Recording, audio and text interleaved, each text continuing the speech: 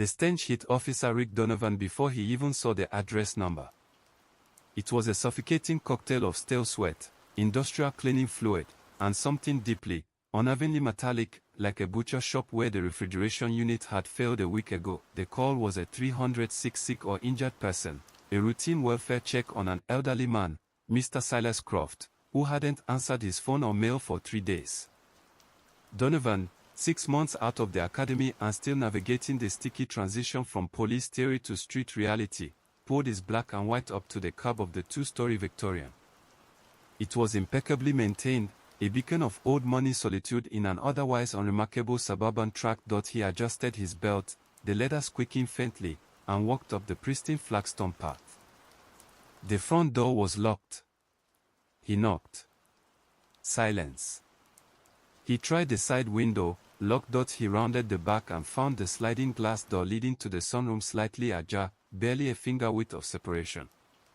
He drew his sidearm, the code still familiar against his palm, and announced, "Police.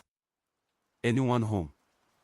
His voice felt thin and useless against the oppressive stillness. Pushing the door open, he stepped into the sunroom. Everything was orderly. A half-finished crossword puzzle lay on a wicker table next to an untouched mug with a faint ring of coffee at the bottom. The smell was stronger here, less metallic, more biological. He moved into the main house. The carpeting was thick, the silence absorbing. Every step felt like a breach. Then he saw it. The hallway leading to the kitchen and the back stairs was long, and instead of a runner rug, it was covered entirely by a sheet of thick, glossy black vinyl. It looked new, taped down meticulously at the edges with heavy-duty silver duct tape. It was utterly out of place in the antique home. Donovan lowered his gun slightly. This wasn't a sick person. This was prep work. He advanced slowly, his boots muffled by the vinyl. He reached the kitchen doorway. The kitchen was spotless. Not just clean, sterile. Every dish put away, every appliance wiped down. And on the center island, illuminated by the muted afternoon light filtering through the lace curtains, was the key. It wasn't a house key. It was a single, rusted, iron key, the kind used for old lockboxes or dungeon doors, sitting next to a small, handwritten note on a yellowed index card. Donovan approached the island, his heart hammering against his ribs. He didn't touch the key. He picked up the note. It read, in neat, almost elegant cursive, "Donovan, the lock is upstairs. The instructions are inside. You have 15 minutes. The timer started when you opened the door." There was no signature. Donovan looked around wildly. He checked his watch, 4:17 p.m. He glanced at the ceiling. The heavy silence upstairs seemed to press down on him. A trap. A game. He holstered his weapon, his training screaming at him. Wait for backup. Secure the scene.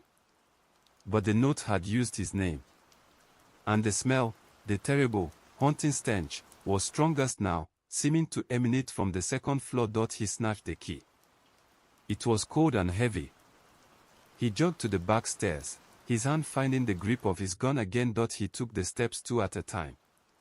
The smell intensified violently, rotting meat and chlorine. At the top of the landing, the hallway was also lined with the same glossy black vinyl.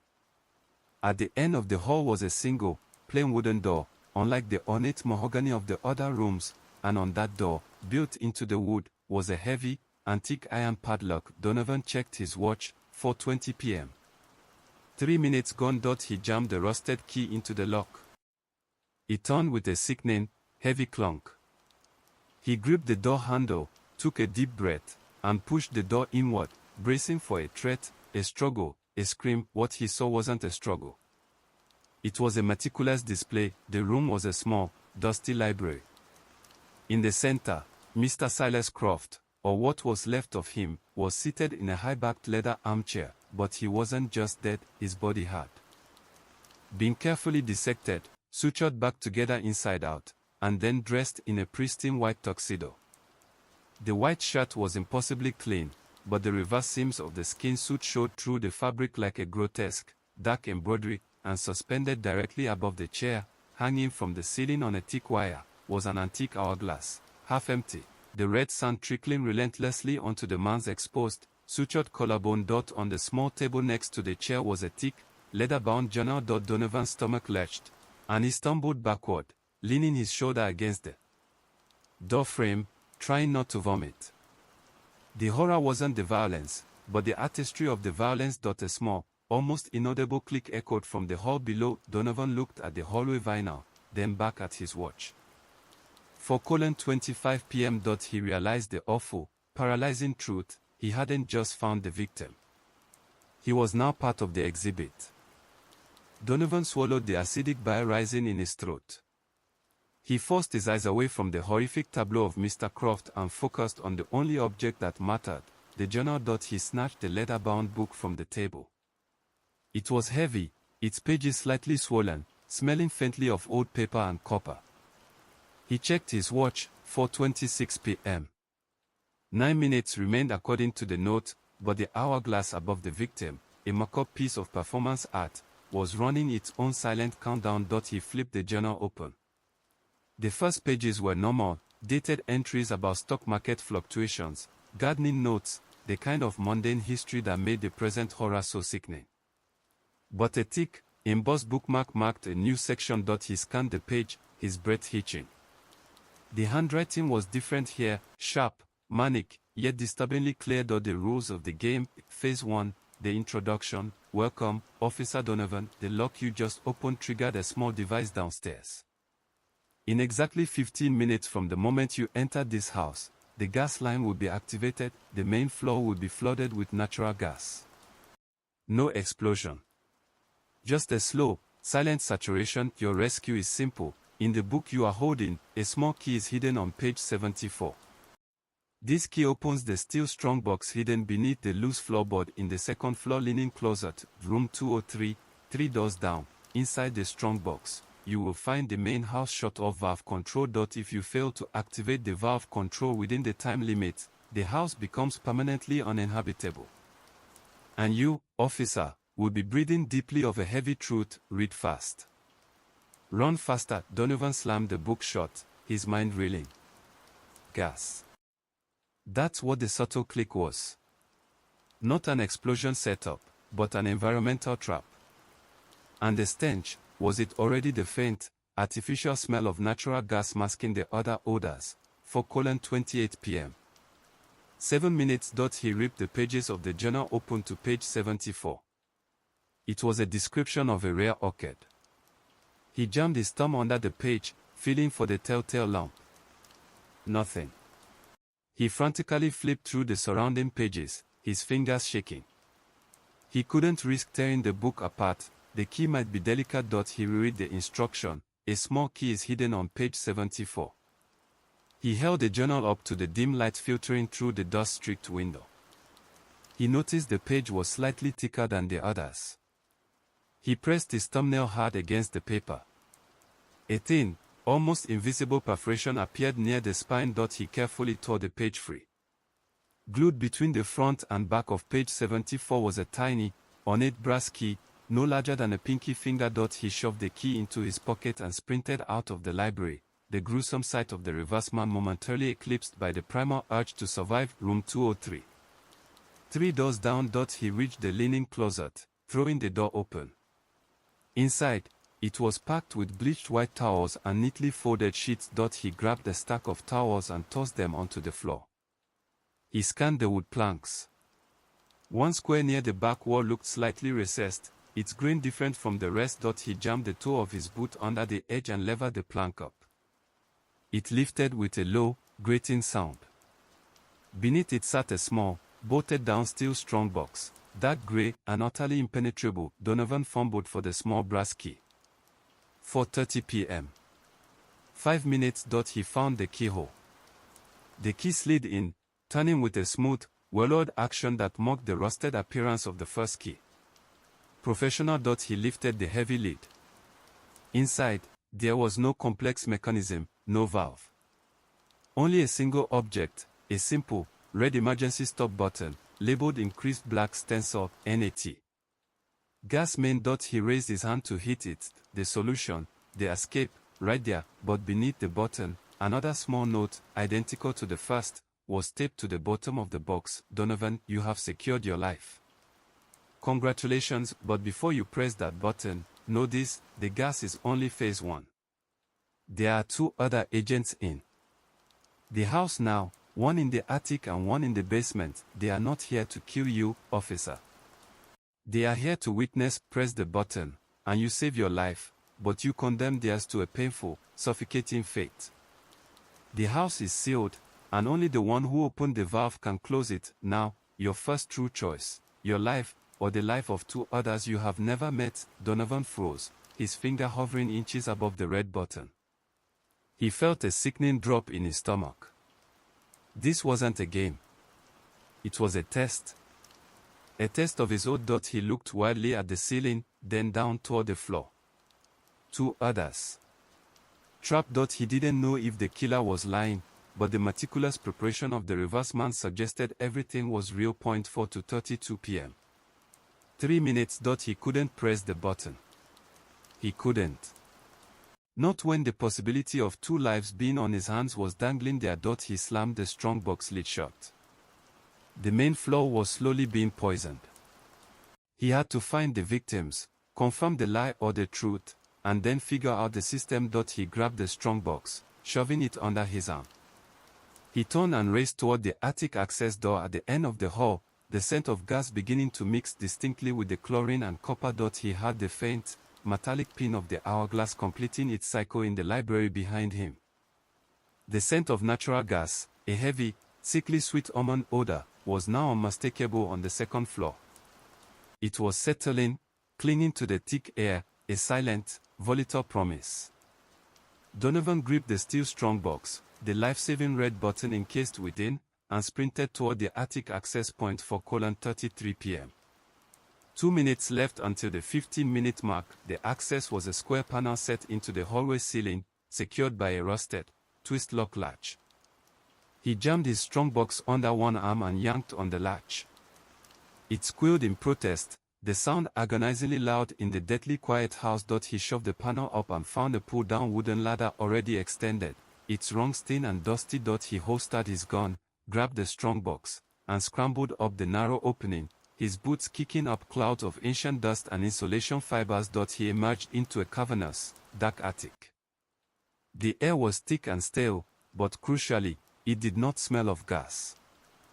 The main gas line was clearly localized to the ground floor. A single, bare bulb hung from a rafter, casting long, fractured shadows across stacks of antique furniture draped in white sheets. He saw the first victim immediately. She was a middle-aged woman, perhaps a neighborhood resident or a passing delivery person, her face pale with terror. She was strapped into a vintage wooden rocking chair, her wrists and ankles bound with heavy nylon zip ties.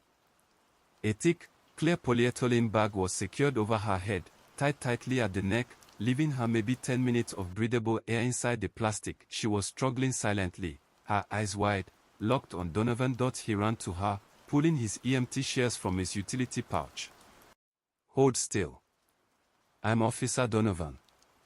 He caught the zip ties, the thick plastic snapping apart. He ripped the bag from her head. She gasped, sucking in the dusty attic air, coughing violently. They're not lying, she choked out, pointing a trembling hand toward the shadows. The gas. He said we would be the proof. Before he could ask who he was, Donovan realized the second witness wasn't there. The note said, one in the attic and one in the basement. 4:35 p.m. 15 minutes, the timer was up. He felt the subtle, sickening vibration through the floorboards. The house was breathing in the poison. He looked back at the woman. I have to get the second person. Do you know where the basement is? She nodded frantically, eyes still wide with fear. Through the kitchen. By the pantry. He locked us in, then said the policeman would come to open the valve, and then decide. Donovan didn't hesitate. He thrust the strongbox into her arms. You hold this. Do not press the button. If I don't get back, smash the nearest window, scream, and hit that button. He was halfway down the narrow ladder when he heard a noise from the library at the other end of the hall. Scrape. Thump. Scrape. He paused, heart slamming. The reverse man, Croft, was dead. But the Hourglass had just finished. He dropped the rest of the way down to the second floor hallway, Strongbox forgotten upstairs. He drew his weapon, sweeping the hallway. Nothing. He crept toward the library door. He peered in. The room was still. Croft was still seated, his hideous, sutured body slumped in the chair, but the Hourglass was gone. Where it had hung, a single, freshly sharpened, silver needle now dangled from the wire. And on the floor, directly beneath it, a tiny, intricately folded piece of white paper rested on the spot where the last grain of red sand must have fallen. He cautiously stepped inside, kicking the paper away from the body with his boot. He picked it up. It was another note, written in the same elegant, chilling cursive. The first 15 minutes were for self-preservation. This is for the soul. The Hourglass is reset. It now hangs above your second witness in the basement. It measures the time of her suffering. Each grain of sand corresponds to 1 minute of painful asphyxiation on the main floor. When it empties, the house is irrevocably toxic. Don't look for the killer, officer. Look for the next clue. Donovan crumpled the note. A code. Professional rage replacing the terror. This wasn't a random psycho, this was a system. A man dedicated to the art of moral pressure. The air on the second floor was heavier now. He could smell the gas seeping up the stairwell. He had to move. The woman in the attic was safe for the moment, but the man downstairs was actively dying. He secured his weapon and raced down the main stairs, 2 at a time, toward the kitchen. The ground floor was a fog of the artificial scent. It was already making his head swim, his eyes water. He found the basement door next to the pantry, a heavy, steel-clad door with a massive, bolted security bar across it. He dropped to his knees, his lungs burning from the gas. The lock was complex, keyed and double-bolted. He knew instantly his standard-issue lockpicks wouldn't work. He smashed his fist against the steel. Police. Anyone down there? A faint, muffled sound came from behind the steel, a low, rhythmic thudding. And above the thudding, a tiny, relentless, scratching sound, like sand falling onto metal. The Hourglass was already running in the basement. The basement door was a fortress. Steel cladding, a solid wood core, and a bolted security bar, a clear statement that this area was meant to be isolated. The rhythmic, muffled thudding from inside was a terror rhythm, and the fine, scratching sound of the Hourglass above the second victim was a ticking clock. Donovan stood in the gas-filled kitchen. The density of the gas was rising rapidly. His eyes burned, and a throbbing ache had started behind his temples. The smell, so distinct and sweet, was a warning that he was losing time and consciousness. His training provided zero options for breaching a reinforced steel door with only standard-issue gear, especially while submerged in a flammable vapor cloud. A shotgun blast to the lock was suicide. The discharge flash would ignite the gas, leveling the house and killing all 3 of them instantly. He staggered backward, leaning against the counter, his mind racing through the limited tools he had. His gun. His knife. His small flashlight. He looked at the security bar. It was held by heavy-duty bolts sunk into the door frame. He needed leverage, kinetic force, and a way to break the bolts without a spark. His eyes fell on the kitchen island. Mr. Croft's house. Old money. Solid construction. He remembered the iron key from the start, the rusted, heavy key that opened the library. It was still in his pocket. It was useless as a key, but it was pure, dense metal. He looked up at the antique, cast-iron chandelier hanging precariously from the ceiling directly above the island. It was weighty, ornate, and attached by a chain to a plaster ceiling rose. The gas was now so strong that the air shimmered faintly. He had seconds before he passed out or made a fatal mistake. If you can't kick the door, bring the ceiling down on the lock. He pulled out his police-issue folding knife. He stood on the island counter, reaching for the chandelier chain. He began sawing frantically at the thick link closest to the ceiling. The gas made him clumsy, the knife slipping on the iron saw. cough. So, he felt the metallic scent of the gas overwhelming his senses. He needed oxygen. He smashed his elbow through the nearest kitchen window, sucking in a great, ragged gulp of cool, clean air. The sudden influx of fresh air, however, mixed violently with the concentrated gas, creating a swirling, potentially combustible draft. He jumped back on the island and attacked the chain again. The metal shrieked against the blade, clang, the link snapped. The massive, multi-tiered chandelier plummeted. Donovan leaped off the counter just as the heavy, spiked fixture crashed onto the kitchen floor. It missed the main gas pilot light by inches, shattering a collection of antique ceramic plates into shrapnel. He ran to the fallen chandelier. He grabbed the largest, heaviest piece, a long, curved iron arm with a weighty glass cup still attached, a makeshift battering ram. He held his breath, planted his feet, and aimed for the bottom bolt holding the security bar. He swung the iron arm with all his remaining strength. Crack, the force was immense. The iron arm bent slightly, but the old, rusted bolt head sheared clean off the frame, sending a small, dull fragment of metal skittering across the floor. No spark. He swung again, aiming for the top bolt. WHUMMP, the second bolt snapped. The entire heavy security bar swung free from the frame, hanging uselessly on the door by a single, strained pivot point. Donovan kicked the bar away. He now faced only the keyed lock and the primary deadbolt. He reached for his gun, intending to shoot the lock cylinder, a ballistic breach, but his mind screamed, spark. Gas. He found a ceramic shard from the broken plates, a surprisingly sharp piece of porcelain, and jammed it into the gap between the door and the frame near the deadbolt. He wedged the iron arm from the chandelier into the small opening, using it as a massive lever. He pulled. His muscles screamed against the gas-induced fatigue. Creak. TTHHWACK, the entire lock plate and cylinder ripped free from the steel door, tearing through the metal like wet paper. The thick wood core behind it splintered. Donovan shoved the heavy door open. He tumbled headfirst into the basement. The basement air was cold, damp, and blessedly free of gas. He gasped for air, his lungs aching. He rolled over, pulling his weapon. The basement was a labyrinth of concrete pillars and storage shelves. The low-wattage bulb at the bottom of the stairs revealed the second witness, a young, terrified woman, tied exactly like the first, zip-tied to a chair, but the hourglass was directly above her, and it was pouring red sand onto a device secured to her chest, and the man standing over her was not Mr. Croft, but a tall, skeletal figure in a dark, clean suit, holding a small video camera, calmly filming her. "Oh, Officer Donovan," the man said, his voice soft, almost scholarly. He didn't flinch at the sight of the gun pointed at his face. "You are late. The hourglass is almost finished. And the final choice is about to be presented." Donovan lay sprawled on the cold concrete floor, weapon aimed squarely at the man in the dark suit.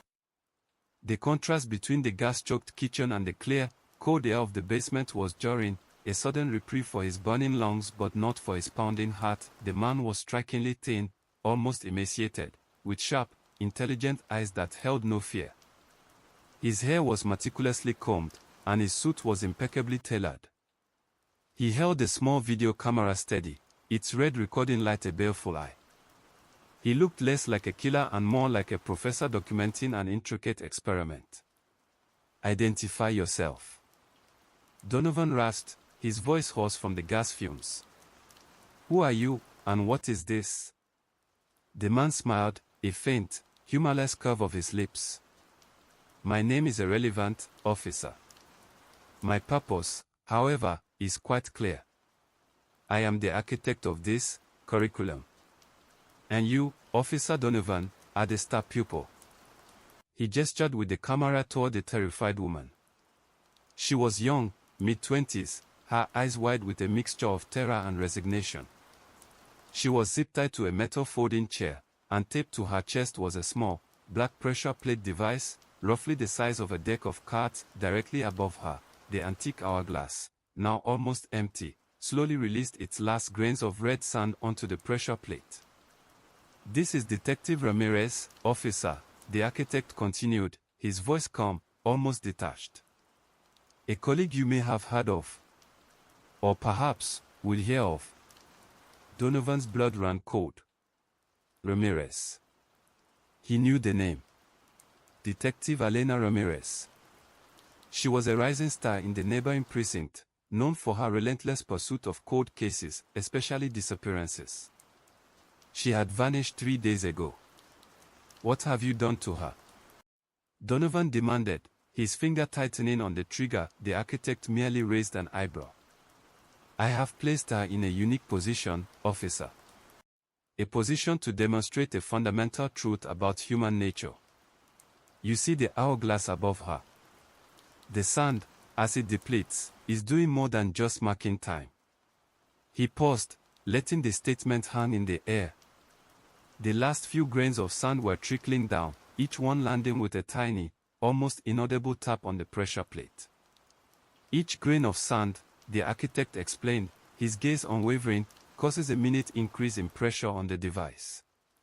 When the final grain falls, and the hourglass empties completely, the accumulated pressure will activate a highly concentrated neurotoxin I have injected into her bloodstream. It will stop her heart instantly. Donovan stared, aghast. You're lying. It's another trick. Am I? The architect tilted his head slightly. You chose to believe the gas threat on the first floor, even with the strongbox in hand. You chose to believe there were witnesses. Why doubt me now? He pointed to the woman's face. Observe her. Her pupils are already slightly dilated. Her heart rate is accelerated. She knows it's true. Ramirez whimpered, a low, desperate sound. Her eyes pleaded with Donovan. The last few grains of sand were visible now, suspended for a moment, then dropping with agonizing slowness. The choice you made upstairs, officer, was a simple one, your life versus 2 unknown lives, the architect continued, a chilling smile playing on his lips. But this choice is different. It's about direct intervention. And its consequences. He gestured to a small, red lever protruding from the concrete pillar closest to Donovan. It was simple, unadorned. That lever, Officer Donovan, the architect said, is the only way to release Detective Ramirez from her immediate peril. Pull it, and the pressure plate will disengage, preventing the neurotoxin from activating. She will live. For now. What's the catch? Donovan yelled, his voice echoing in the concrete chamber. He knew there had to be one.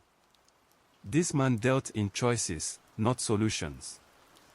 The catch, officer, the architect's smile widened, a truly unnerving sight, is that the lever also activates the gas release valve for the entire house, bypassing the strongbox you left with our other witness upstairs. Not just the ground floor, but the second floor, the attic, every sealed space. He gestured upward. The woman you just saved in the attic. Pull that lever, and you condemn her to the same slow, agonizing death you just prevented for yourself on the ground floor. The house will become entirely and irrevocably saturated. The final grain of sand from the hourglass teetered on the brink. Your life, versus 2 others. You chose 2 others, the architect said. Now, it's one life versus another. A detective, a colleague, or an unknown civilian. And the clock, officer, has run out on the first decision. The final grain of sand dropped onto the pressure plate with a soft, final tap. Ramirez's eyes widened, a silent scream of pure terror. Her body went rigid for a split second. Donovan had no time to think. His training, his humanity, his oath, all converged on a single, desperate instinct. He spun, bringing the barrel of his gun down onto the exposed side of the pressure plate device on Ramirez's chest, smashing it with a violent, adrenaline-fueled strike. The device shattered, wires sparking, the pressure plate snapping free. Ramirez gasped, her eyes blinking rapidly, her chest heaving. The immediate threat was gone. The architect, however, simply sighed. A predictable, if somewhat brute force, solution, officer. You saved her. But you still have a choice to make, do you not? The lever remains. The other witness remains trapped in a house now rapidly filling with gas. Donovan straightened, his gaze hard, unwavering, back on the architect. You lose. I saved them both. Now, you tell me where the main shut-off is. The architect slowly raised his camera, adjusting the focus. Did you, officer? Or did you simply delay the inevitable for one, while accelerating it for the other? The gas is rising. And the hourglass for the entire house has just begun its final cycle. He pointed to a large, intricate wall clock on the far side of the basement, near a stack of dusty wine crates. It wasn't a normal clock. Its hands were reversed, moving counterclockwise, and it counted down from 60 minutes. The house is now a sealed chamber, the architect stated, his voice devoid of emotion. You have 1 hour, officer, to find my final puzzle. If you fail, the house becomes your permanent tomb, and my experiment will be complete. Donovan ignored the throbbing pain in his head and the lingering burn in his lungs. He had bought Detective Ramirez a few precious minutes, but the architect's final threat was terrifyingly concrete, a 60-minute countdown on the reversed wall clock, marking the house's complete saturation with gas. He turned his full attention back to the architect, his gun held steady. The shut-off valve. Where is it? The architect lowered his camera slightly, his smile patronizing. Violence, Officer Donovan. You disappoint me. A gun is merely an expedient tool. I am offering you a challenge of the mind, a test of utility. The shut-off valve is inside the final puzzle. You must earn it. Before Donovan could move, the architect took a deliberate step backward, melting into the deep shadows between two concrete pillars. The game continues, officer. You have 58 minutes. I suggest you attend to your companion first. The key to the next phase is in her uniform. He vanished silently, Donovan swore, spinning to check the shadows, but the labyrinthine layout of the basement made pursuit impossible without risking an ambush. He ran to Detective Ramirez, quickly cutting the remaining zip ties. She collapsed off the chair, landing heavily on the concrete. I'm okay, she whispered, clutching her chest where the device had been. Thank you. He said I was the catalyst. Get up. We're on a clock. Donovan pulled her to her feet. The house is filling with gas. There's another victim upstairs, strapped in the attic. Ramirez, a trained officer, recovered instantly. Her eyes darted around the basement, calculating. Gas, we're safe down here for now, but the ground floor is the buffer. We need to shut it off. The main shut-off is locked behind his puzzle, Donovan explained, pointing to the reverse clock, 57:30. He said the key to the next phase is in her uniform. Ramirez looked down at her clothes, a dark, tactical uniform, now slightly dusty. He stripped me and put this on me just before you arrived. It's not mine. She quickly patted the pockets. They were empty. Then, she noticed something stitched into the inside collar. It wasn't a tag, it was a small, tightly rolled piece of paper, sewn into the seam with black thread. Donovan produced his knife and cut the thread. The paper unrolled, revealing a meticulously drawn map of the basement, annotated with symbols. It's a floor plan, Ramirez murmured, her finger tracing the lines. This is us. And this. She pointed to a small, isolated room marked with a distinctive text. Is the old coal chute access. And look at the symbol next to the chute. It's a stylized scale. Donovan grabbed his flashlight. That's the puzzle. They moved quickly through the cold, musty basement, navigating around shelves of preserved food and forgotten antiques. They found the coal chute room, a cramped storage space, entirely empty save for a single, heavy balance scale sitting on a concrete pedestal in the center. It was a beautiful antique, made of polished brass, its two circular pans hanging perfectly level above the scale, a note was suspended on a thin wire. The balance of 2 lives must now be quantified. The civilian in the attic possesses the key to the main floor. The detective possesses the key to the time. You must choose 1 life to fully protect. Place the object representing the favored witness onto the scale. Weight of the civilian, a life, equals the steel strongbox, upstairs. Weight of the detective, time, equals the detective's badge, attached to her uniform. Ramirez reached up and unclipped a large, silver detective's badge pinned to her tactical vest. The strongbox, Donovan said, realization dawning. The gas shut-off button is in the strongbox. If we put the strongbox on the scale, it must release the main shut-off. Ramirez shook her head, looking utterly desolate. Wait. If we put the strongbox on, the scale will tip for the civilian. The civilian gets the shut-off, she's safe. But look at the badge. She held up the badge. It was heavy, reflective, bearing the city's crest. He said the badge represents time, she whispered. This puzzle isn't about saving a life, it's about choosing which life is worthy of the escape. If the architect knows the strongbox is the shut-off, putting the badge on the scale must do something else. Donovan looked at the reverse clock, 55:10. He imagined the terrified woman in the attic, breathing in the fatal, slow poison, clinging to the heavy strongbox he had given her. I need the strongbox, Donovan decided. If we get the shut-off, we save the house. We save both of you. The civilian is the priority. No, Ramirez said, her voice firm. We need to know what the badge does first. He said, the detective possesses the key to the time.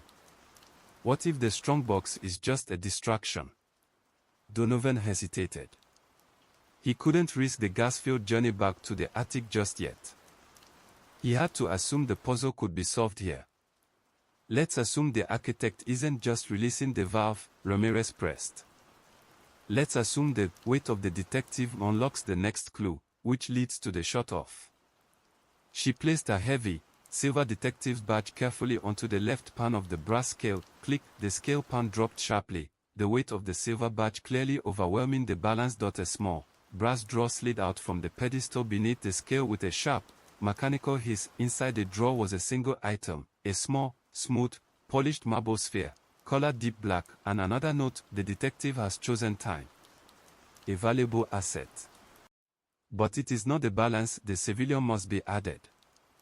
To save the civilian, you must choose the lighter part. The black sphere represents the full weight of the detective's guilt. Find the full weight of the civilian, and place it on the scale to find the true balance. If the scale tips heavier than the detective's guilt, the house seals permanently. Donovan felt a fresh wave of panic. Guilt. This was psychological torture. What is the full weight of the civilian? Donovan groaned, running a hand through his hair. It can't be the strongbox. Ramirez's eyes went wide. She looked down at the badge, then back at the note. He played us, officer. Look at the language, she whispered, her voice cracking with sudden horror. The first note on the island. The one I saw when I woke up, before you arrived. He left me a note, too. It wasn't about the gas valve. It was about her. What did it say? It detailed the civilian's entire life story, Ramirez whispered, her face pale. Her name is Eleanor Vance. She's an elementary school teacher. She has 2 children. And she was on the verge of turning herself in for a hit and run she committed 2 months ago. The architect knew. He showed me the police report. She looked at Donovan, her expression one of agonizing realization. The full weight of the civilian isn't a strongbox, officer. It's her moral burden. It's her crime. And he wants us to physically quantify it.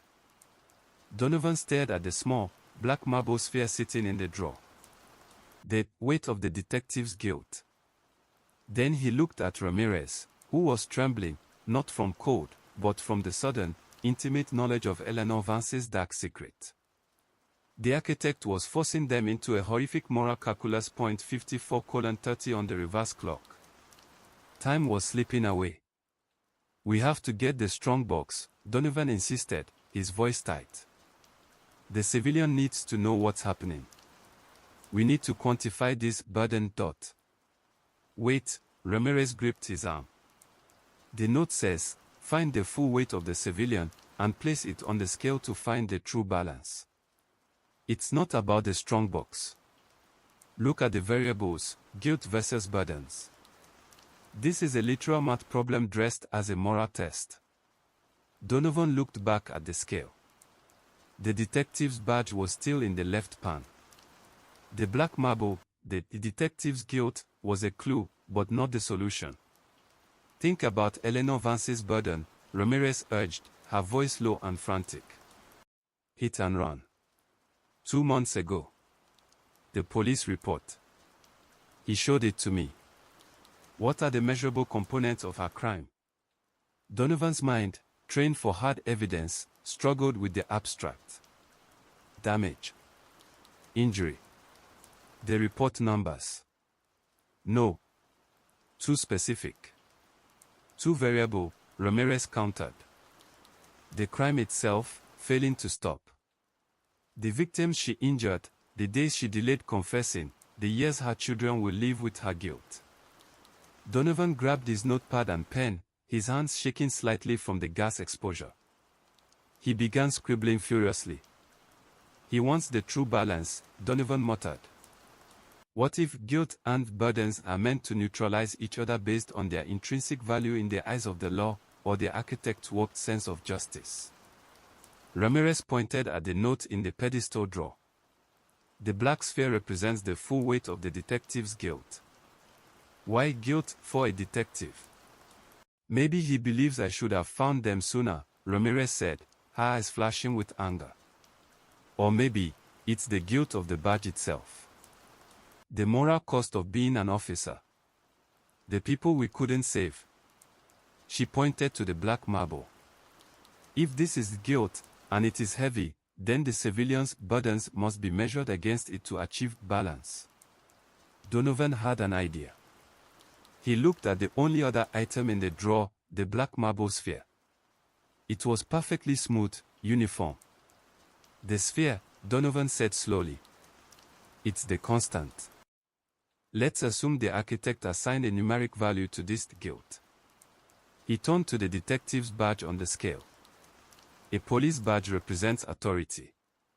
The law. The number for authority and the law is 1. He looked at the black marble. The weight of the detective's guilt is 0. Guilt is the absence of truth, the negation of the badger's authority. Ramirez shook her head. It can't be 0. It's too heavy. Wait, Donovan stopped her. Look at the material. Brass scale. Iron key. Steel Strongbox. The sphere is marble. Marble is porous. It absorbs. It's designed to be heavy, but conceptually, it's a void. So, if the guilt sphere is heavy, how do we find the lighter part for the civilian? Ramirez asked, quoting the note. Donovan looked around the dusty, storage-filled basement, his eyes falling on a stack of forgotten children's books. He grabbed a handful of fine, dry sand from a spilled bag of concrete mix near the wall. The hourglass, Donovan said, realization hitting him like a punch. He is obsessed with sand and time. The sand represents the running out of life, the inevitable. He placed the black marble sphere onto the scale pan opposite the detective's badge. The scale lurched heavily toward the marble, the guilt sphere significantly heavier than the badge. The scale is tipped toward guilt, Donovan stated. We need to find a weight that balances guilt, but represents the civilian's burden, and is the lighter part. Ramirez's eyes widened. The hit and run. She hit 2 people. She kept silent for 2 months. She has 2 children. She picked up the sand from Donovan's hand and began dropping it carefully into the pan with the detective's badge. 1 pinch for the 2 victims she injured, Ramirez muttered. A second pinch for the 2 months of silence. She stopped, looking at the 2 small pinches of sand. The 2 children. He wants us to choose the lighter path. Her guilt is heavy, but her potential for atonement, her life after the crime, with her kids, is lighter. Donovan nodded. We don't add the weight of the children. We add the weight of her atonement. The one simple step she hasn't taken. He looked back at the note. If the scale tips heavier than the detective's guilt, the house seals permanently. Donovan picked up a single, almost imperceptible dust mote from the top of the marble pedestal, using the tip of his knife. The ultimate burden, Donovan whispered, placing the speck onto the detective's badge. The act of turning herself in. The weight of the truth. It was a ridiculously light addition. But the scale, defying gravity and logic, slowly, miraculously, began to shift. It swayed, wavered, and settled, not in perfect balance, but slightly lighter on the side of the civilian's truth. Click, a loud, clear mechanical snap echoed in the basement. The wall behind the scale split open, revealing a small, recessed safe, modern and digital, utterly out of place against the dusty concrete. A note was taped to the keypad. True balance achieved. The civilian's atonement weighs lighter than the detective's guilt. The soul is redeemed. The code is the measure of the life you saved, and the life you condemned. 6 digits. The victim's count, multiplied by the days of silence, appended to the hours remaining on the clock. Donovan looked at the reverse clock, 52:45. He grabbed his notepad, his hand trembling as he started the calculation. The architect had provided the equation for the safe. The victim's count, multiplied by the days of silence, appended to the hours remaining on the clock. Donovan looked at the recessed digital keypad on the safe. He had to convert moral statistics into 6 precise digits. Ramirez was leaning on the pedestal, her eyes darting between the note, the clock, and Donovan's scribbled notes. The civilian, Eleanor Vance. 2 victims, 2 months of silence. That's the first 4 digits. Victims count, 2. Days of silence, 2 months is approximately 60 days. He wouldn't use 60, Donovan argued, tapping his pen against the paper. Too vague. He's obsessed with simple, precise numbers. He said days of silence. The note on her collar might have specified. If he meant the number of months, it's simply 2. Ramirez shook her head. A 2-month delay is 60 or 61 days. A 2-digit multiplication would be too simple. Let's use the number. He repeated, the 2 of her children, the 2 of her victims, the 2 of her months. He wants an elegant, repeating solution. They looked at the victims' count, 2. They looked at the months of silence, 2 times 2 is 4. That's a single digit, Donovan pointed out. No, Ramirez said, her voice strained. He said, appended to. The first 4 digits must be the numbers themselves, not the product. Victims and days. Donovan took a deep breath, trying to rationalize the architect's twisted logic. Option A, the simple 2-digit theory. Victims, 2, and months, 2, equals 22. Option B, the architect's logic. Victims, 2, and decimal value of months, 0.2, equals 2. Complex. Option C, the appended value. Victims count, 2, days, 60, equals 260. Too many digits. Donovan looked back at the note. The victims count, multiplied by the days of silence. It is a multiplication, Donovan concluded. But what is the smallest, most significant number of days? The number he used repeatedly to quantify her inaction. The 2. Victims, 2x significant delay, 2 equals 4. Too short, Ramirez countered. The safe needs 6 digits. We need 4 digits from the first part. Ramirez pointed to the 2 small pinches of sand they had used on the scale. 2 pinches of sand. 2 victims, 2 months. What if the days is actually a simple, rounded number for the total inaction time, based on his focus? 60 days is 2/3 of his focus. Donovan suddenly focused on the number he had seen on the first note he found on the island, the one with the first iron key. The time limit on the first key. 15 minutes. Donovan exclaimed. The time he allotted for the beginning of the whole thing. The original number of minutes of pure silence. First 4 digits, the crime victims, 2, multiplied by the first time block, 15, equals 30. Still too short, Ramirez pointed to the scribbled notes about the civilian's life. She has 2 children. She committed the hit and run 2 months ago. He wants a 4-digit number that represents a broken family. Wait, Donovan said, looking at the safe. What if the safe is the strongbox I left in the attic? The architect is forcing us to use a new number to unlock the old solution. He looked at the final phrase, appended to the hours remaining on the clock. The reverse clock currently read, 51:50. Hours remaining, 51 minutes. Donovan grabbed his gun and smashed the reverse clock with the butt of the weapon. The glass shattered. The hand stopped instantly. The time is fixed now, Donovan declared. The hours remaining are 51 minutes. Final 2 digits, the time 51, the minutes remaining, fixed at the moment of destruction. We need the first 4, Ramirez urged. 4 digits of guilt. Donovan remembered the note about the civilians' children. He had to think like a sadistic philosopher. The ultimate cost, the code, the total weight of the crime victims, 2, and children, 222. Still only 2 digits, Ramirez saw his despair. The 15 minutes of the first trap. The first choice you faced. The only number he has used that is not doubled or based on the civilian's life, 15, Donovan murmured. And the victims. 2:15, the time of your first failure, followed by the 22, the 2 lives she injured and the 2 lives she jeopardized.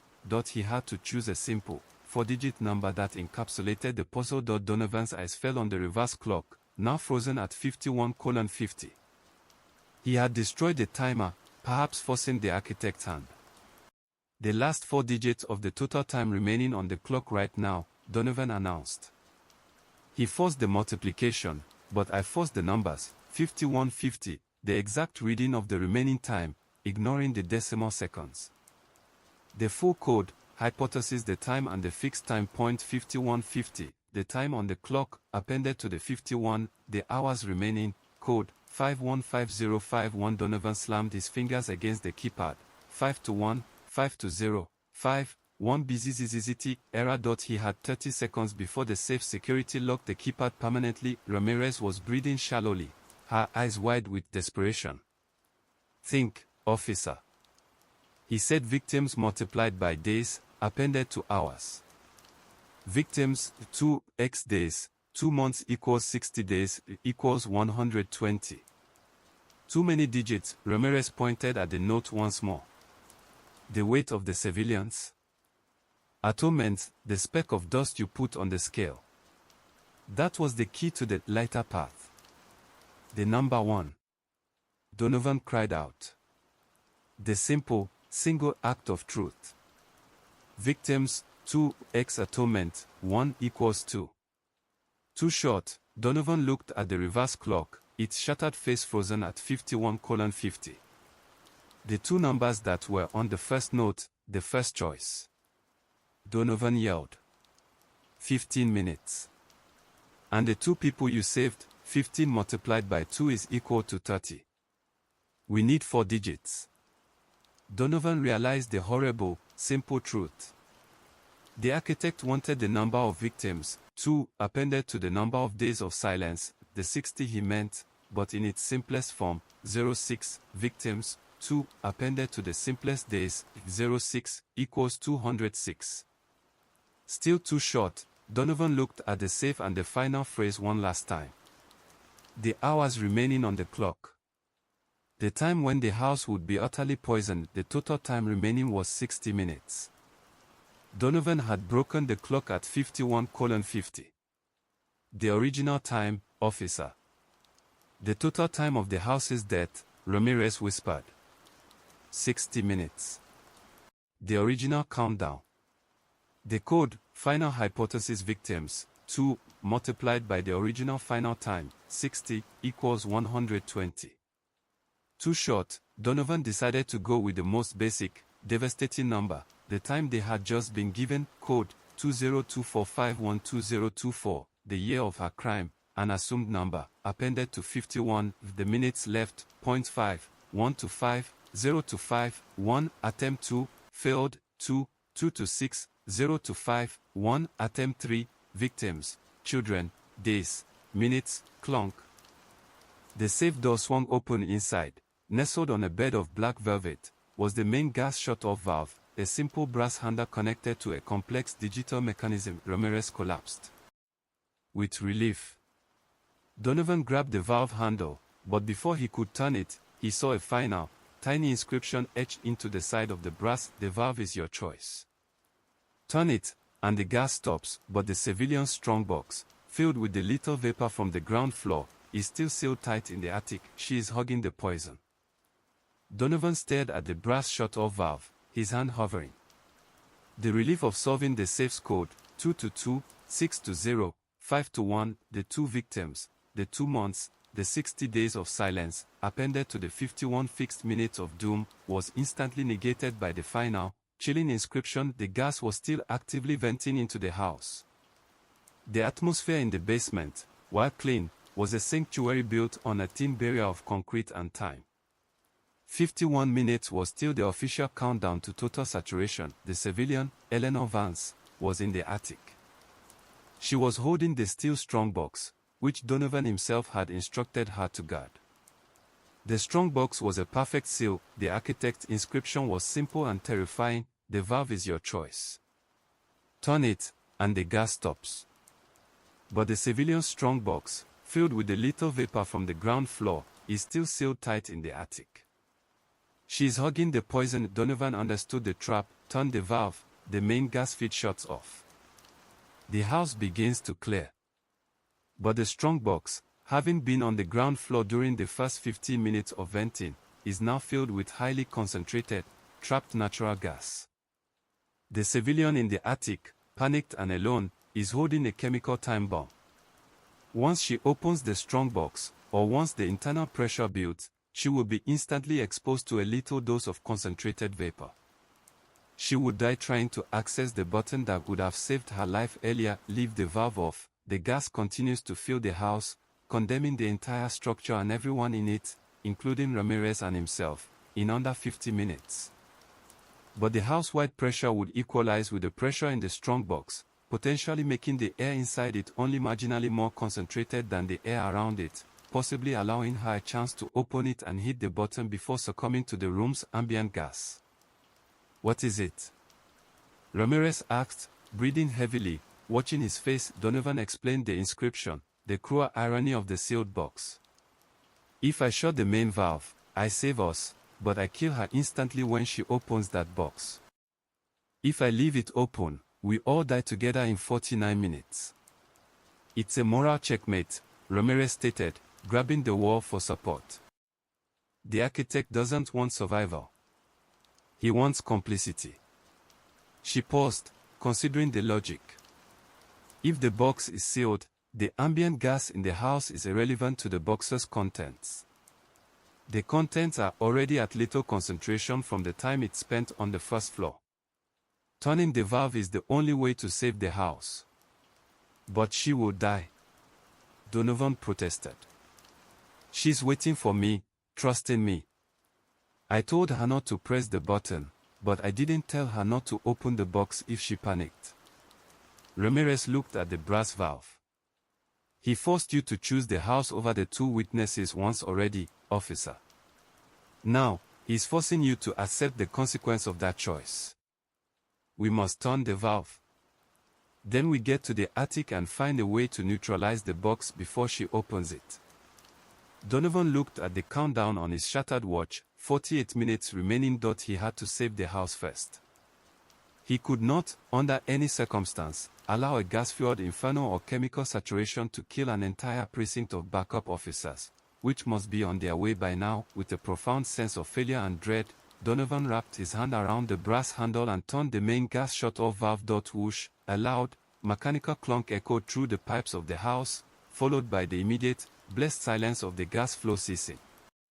The smell would linger, but the active threat was over. Donovan felt the heavy weight of the decision settle on his shoulders. He had just potentially signed Eleanor Vance's death warrant. He grabbed the gun and headed for the stairs. We move, now. We have to reach her before she panics and tries to access that button. As they raced back up to the ground floor, the air was still thick and nauseating, but the immediate threat was gone. They slammed the front door open. Pulling in great gulps of cool, clean air to clear their heads, they reached the top of the stairs. The attic ladder was still down. Eleanor. Donovan shouted, his voice cracking. It's safe. Don't open the box. Silence. He scrambled up the ladder, Ramirez right behind him. He burst into the attic. Eleanor Vance was exactly where he had left her, sitting in the rocking chair. The strongbox was still clutched to her chest, but her eyes were wide, staring vacantly at the rafters. Her body was motionless. Donovan rushed to her side. He felt for a pulse. Faint. Irregular. The strongbox was open, tipped slightly in her lap. The red button was visible, but not pressed. He recalled. The gas. She opened it. Ramirez rushed to the attic window, throwing it open, letting in a furious blast of clean air. No, look. Ramirez pointed. The strongbox was indeed open, but no gas had rushed out. The metallic scent was absent inside the strongbox. The red button was encased in a thick layer of dried, rapidly hardening epoxy resin. It was impossible to press, and beneath the button, another, final note. Officer Donovan, the poison was not the gas. It was the choice itself. The strongbox was a double blind. The epoxy, the true seal. I knew you would turn the valve, but the woman is sick, officer. Because she was forced to hold her moral burden, the full weight of her crime, in her hands for 45 minutes, she is not poisoned by gas. She is poisoned by her guilt. She has succumbed to the sheer, existential weight of her secret. Donovan looked down at Eleanor Vance. She wasn't breathing. He had not saved her life by choosing the house. He had simply given the architect the time needed for his final, psychological weapon to take effect. Ramirez was looking at the notes on the wall where the architect had been filming. The walls were covered in cryptic equations and symbols. It wasn't a game for him, officer, Ramirez whispered, her voice tight with suppressed rage. It was an academic exercise in moral collapse. He didn't want to kill them. He wanted to break them. Donovan stood up, his gaze sweeping the attic. He was alive. Ramirez was alive. But the civilian was dead, the victim of a killer who used conscience instead of a knife. He knew the architect was gone. He was still the star pupil, and the curriculum was not yet complete. Donovan stood over Eleanor Vance's lifeless body, the sickening realization that he had been an unwitting executioner settling deep in his bones. He wasn't just a first responder, he was a participant, forced to choose a lesser evil that led to a calculated death. Ramirez was already moving with the grim efficiency of a trained detective, despite her ordeal. She documented the scene with the architect's abandoned video camera, its red light still blinking on the tripod by the attic window. He's gone, Ramirez stated, lowering the camera. He packed up his essentials and left the stage as soon as the final psychological outcome was confirmed. Donovan turned his attention to the strongbox, now a grotesque symbol of misplaced hope. Beneath the final note, there was one last, critical item tucked into the velvet lining, a single, tarnished silver coin. It was large, heavy, and bore no identifiable mint markings, only a complex, deeply engraved symbol on both sides. His calling card, Donovan muttered, picking up the coin. It was cold to the touch. The symbol was an ornate, almost Byzantine design, a double-headed eagle clutching a set of scales in one talon and a book in the other. The scale and the book, Ramirez noted, snapping a picture of the coin. Justice and knowledge. He's not just a sadist, he's a philosopher of chaos. Donovan checked the body of Eleanor Vance one last time. He found a small, almost invisible puncture mark on the back of her neck, the work of the silver needle he'd seen dangling in the library after the first hourglass finished. He didn't need the neurotoxin on her chest to kill the civilian, Donovan realized. He used the stress of the Strongbox to accelerate the effect of a different, delayed-action poison. The needle was the key. He set the clock, then pricked her before leaving her with the Strongbox, betting that the emotional pressure alone would finish the job. A slow-acting toxin that mimics stress-induced cardiac arrest, Ramirez concluded, her face grim. He timed her moral collapse. This is beyond homicide. This is performance art. The confession and the next victim. They descended to the ground floor. The gas smell was still strong, but manageable. Backup sirens were finally audible in the distance. Far too late, Donovan went straight to the library where Mr. Silas Croft, the reverse man, still sat.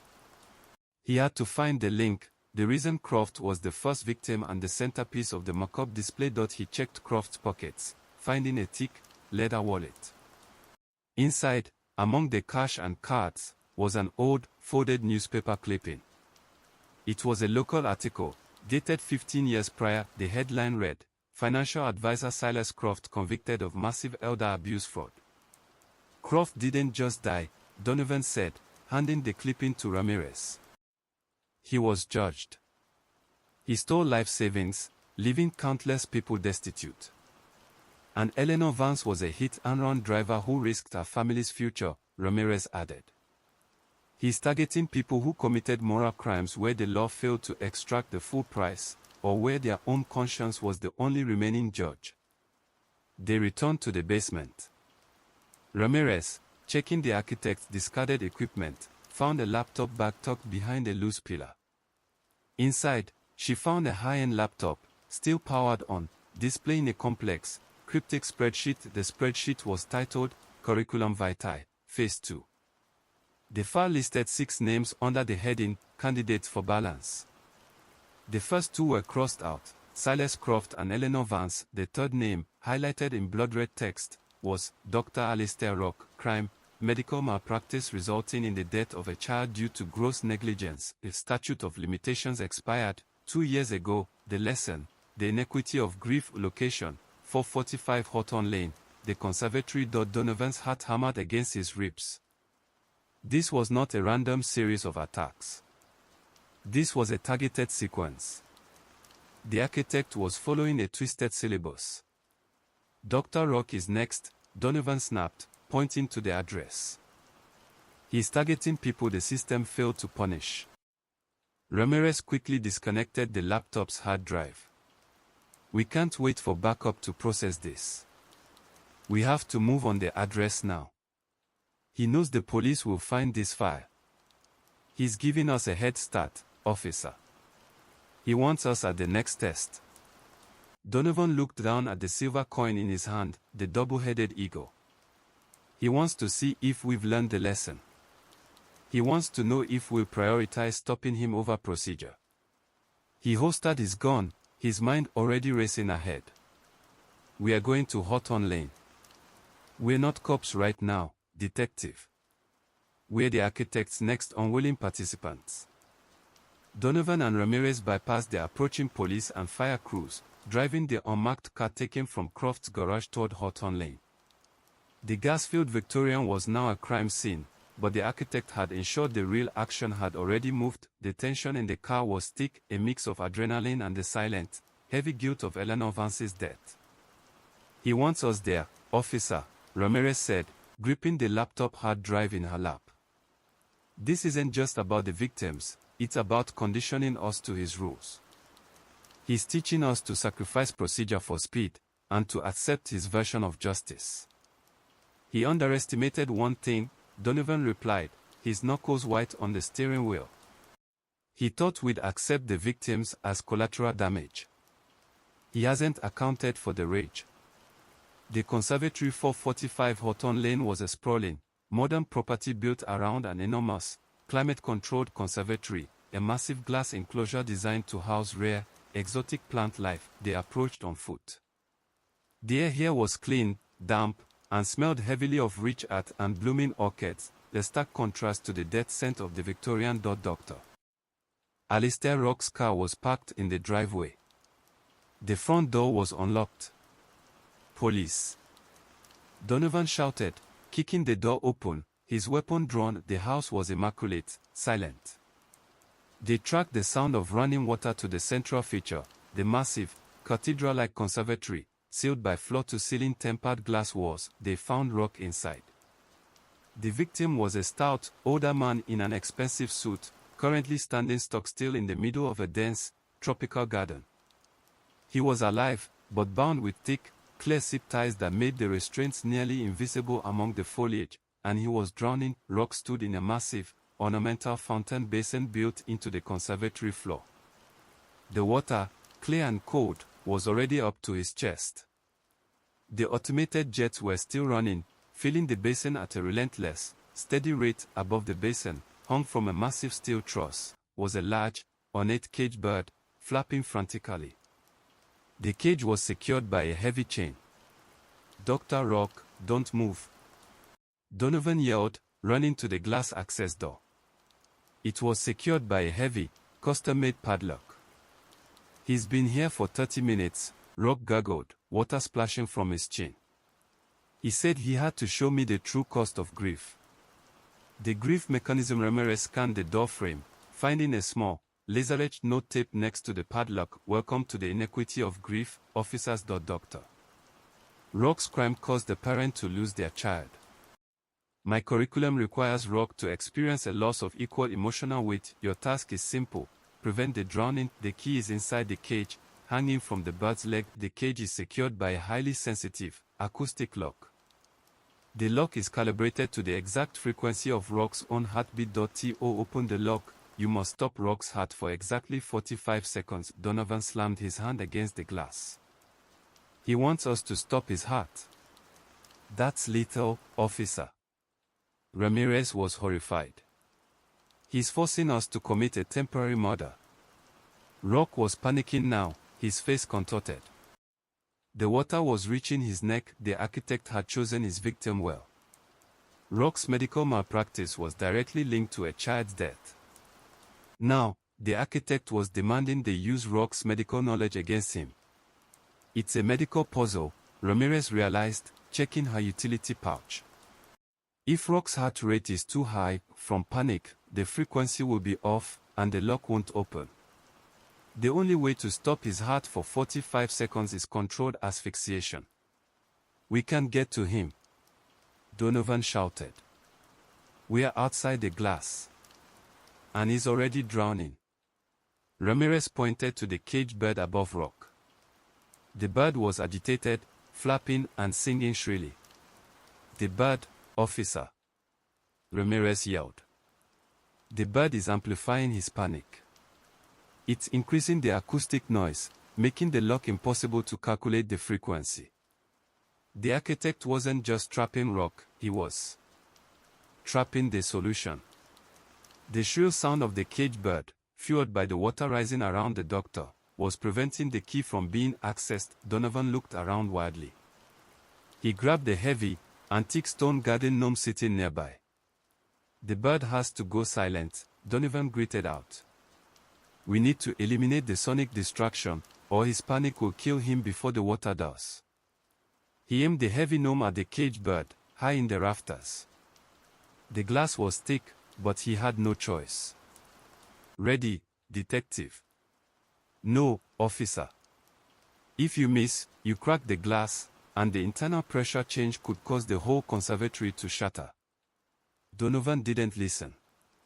He took a breath, calculating the angle and the immense weight of the stone. He threw the gnome with all his strength. Crash, the gnome slammed into the cage, missing the bird but impacting the chain. The heavy steel link snapped. The cage, with the still flapping bird inside, plummeted straight down toward the rapidly filling fountain basin, directly onto Dr. Rock's head. The heavy, caged bird and its broken chin crashed directly onto Dr. Rock's head, knocking him momentarily underwater. The violent impact stunned the doctor, causing him to slump forward in the rising water. The shrill, agitated singing stopped instantly. Silence. Ramirez, pressing her ear to the thick glass, could now hear the faint, muffled thumping of Rock's frantic heartbeat, the exact acoustic frequency the lock was waiting for. Donovan, seeing Rock's head slowly re-emerge from the water, knew he had created a small window of opportunity. The impact had shocked Rock's system, causing a temporary arrhythmia, a brief, involuntary pause in his heart rhythm. Now, detective. Before his heart rate spikes again. Donovan yelled. Ramirez fumbled with her police radio, tuning it to a high, continuous frequency, a common trick used to temporarily disable sensitive sound mechanisms. She pressed the send button, flooding the glass door with high-frequency static. Bzzzzzt. Simultaneously, she pressed her palm flat against the small, acoustic sensor on the padlock.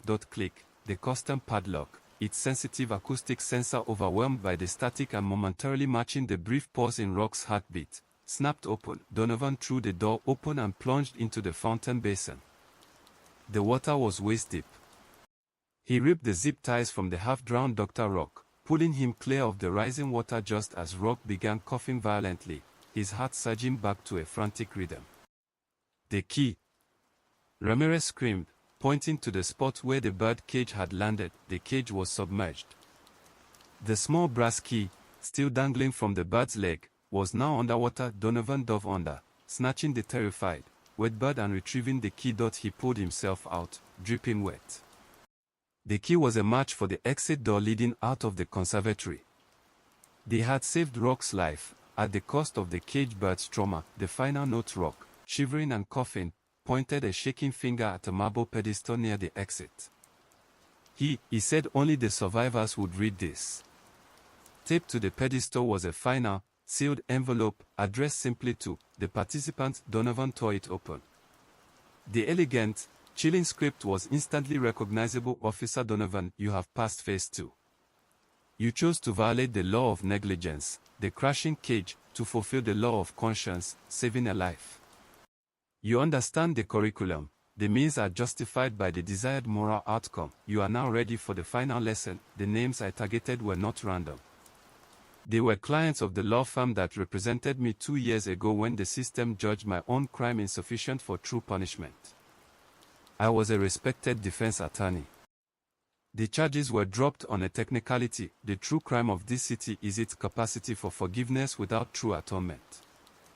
My mission is simply to correct the scales. The next victim is not on the spreadsheet. The next victim, officer, is the architect himself. A small, intricate map was drawn beneath the text, a floor plan of the house they were currently in, the conservatory. An X marked a hidden sublevel beneath the house's foundation. Meet me in the sublevel at 1600 hours. Bring the silver coin. We will discuss the final, true balance. P.S. The bird's name was Justice. Donovan checked his watch. 15:50. 10 minutes. He wants us to meet him, Donovan growled, reloading his weapon. He's not running.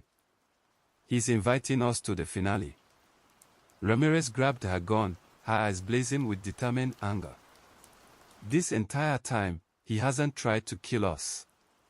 He's been recruiting us. He wants us to kill him, effectively making us his final, most successful students. The sublevel. Following the crude map, they found a hidden utility door camouflaged into the floor of the conservatory's utility room. It led to a narrow, dusty staircase descending into the earth. The air below was cold and dry. At the bottom, they stepped into a small, concrete bunker, a storm cellar, lit by a single, powerful construction lamp, and there he was, the architect. He was seated at a plain metal desk, the silver coin Donovan had found resting in the center of the surface. He wasn't armed. Officer Donovan. Detective Ramirez, he greeted them, his soft voice unerringly calm. You are punctual.